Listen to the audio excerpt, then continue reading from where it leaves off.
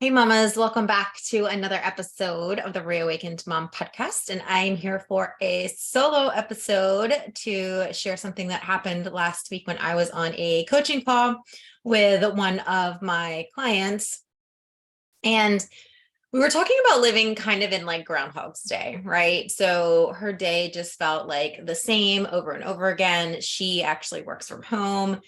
So being able to separate like work from then doing things around the household and then the kids getting the kids from school and then feeling triggered and, not living up to being that mom that she wants to be and then going to sleep and wake up. And it's exactly the same thing. And she never felt like she was getting the things done that she wanted to get done. She never felt like she was living and being the mother that she wanted to be. And that work, she was getting everything done with work that she wanted to get done.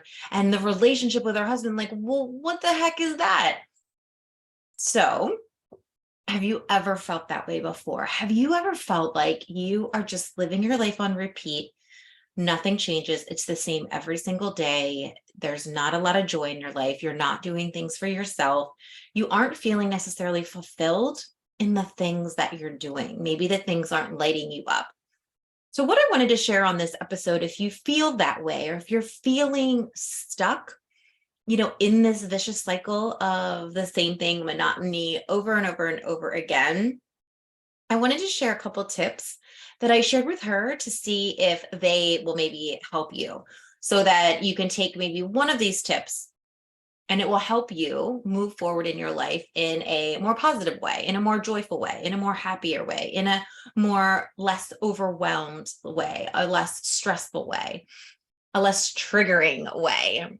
That's my goal. So one of the things that we actually talked about when I said, tell me a little bit about your day. What does your day actually look like? Kind of from like beginning to end, like summarize it for me. So what I noticed is there was not a lot of me time.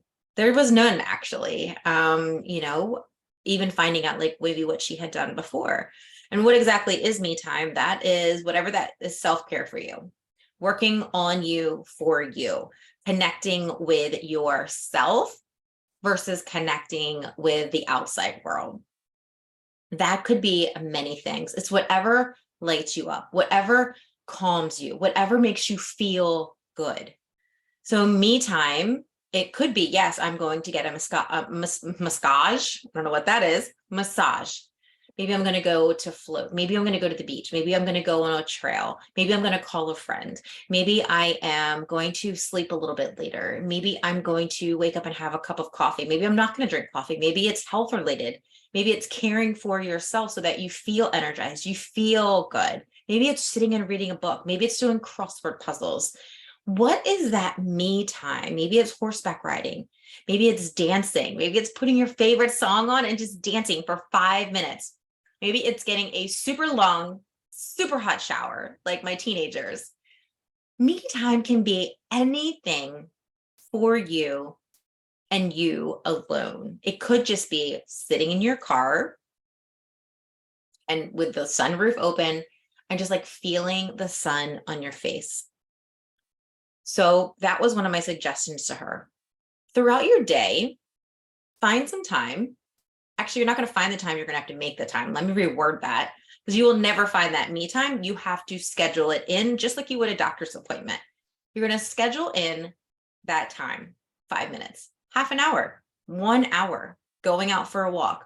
And what I suggested to her was, that's kind of like a win for you, but schedule that maybe before you go to pick your kids up at school. So maybe if you really get triggered when you pick your kids up for whatever reason that may be, because again, that vicious cycle, you didn't get enough done, you got distracted, you didn't do anything for yourself.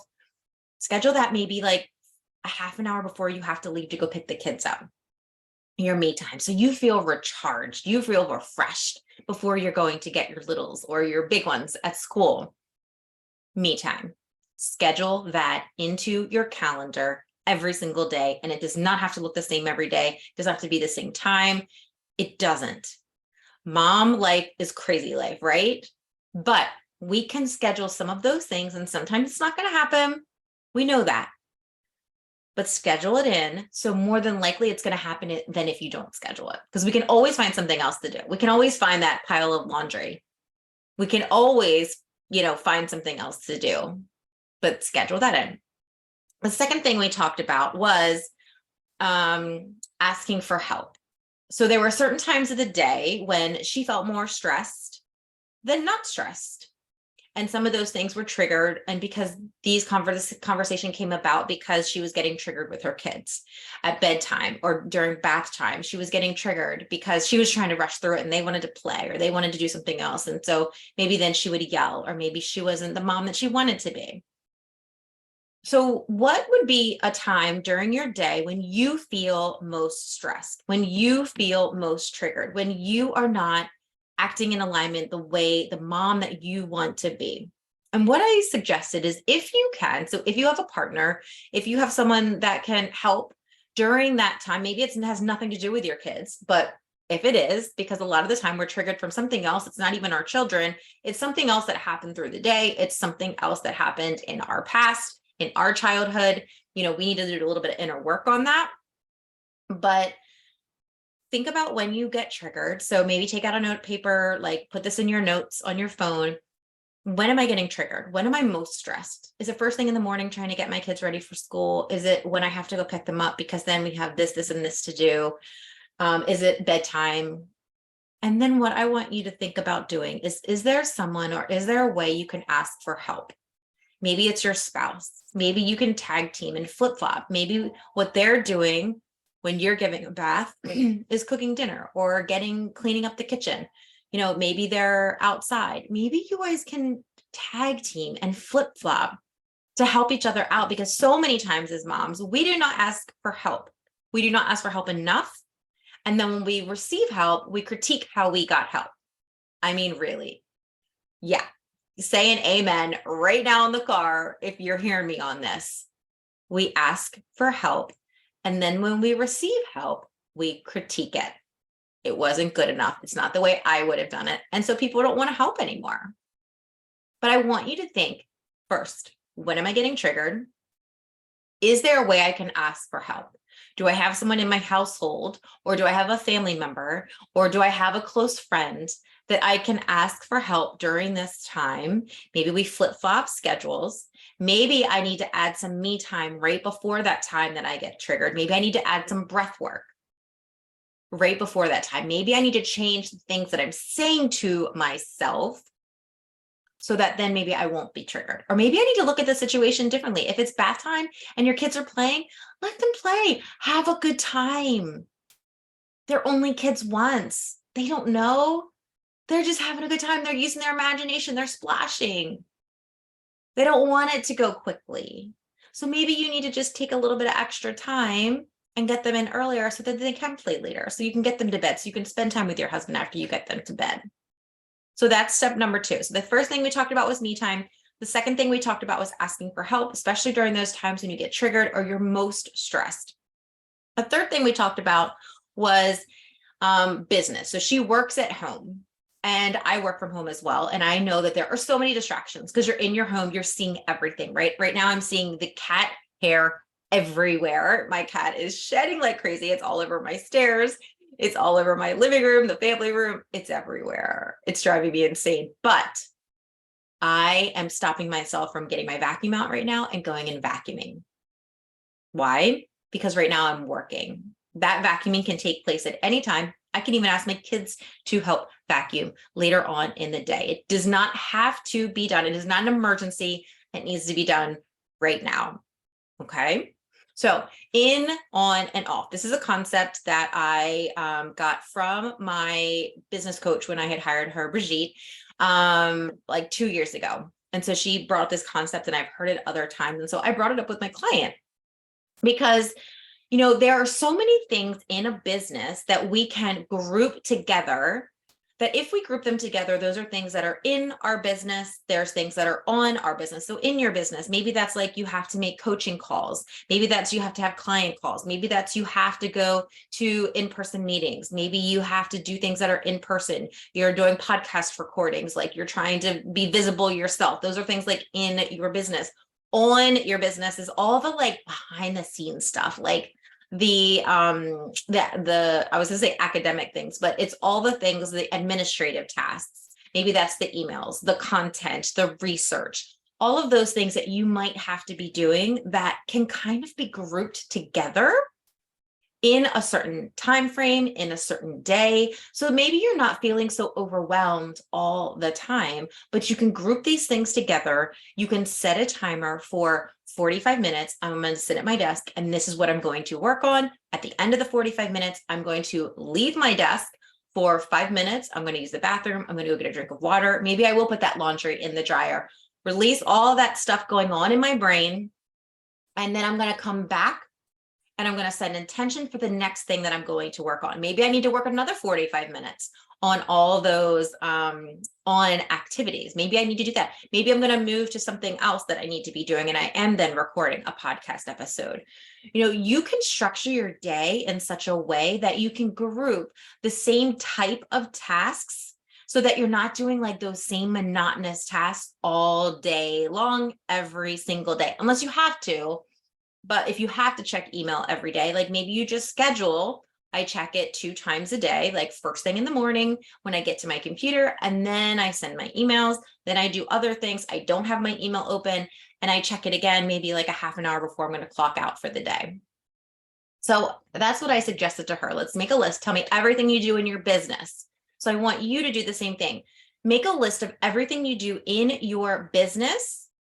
And then what I want you to do is you're going to schedule them, write them under an in category, write them under an on category, and then off is obviously when you want to be off your business. So like, I don't want to work on the weekends. I don't want to work on Fridays. That's my fun day. Maybe Mondays is your CEO day. Maybe you work 4 days a week and maybe Fridays you take a half a day.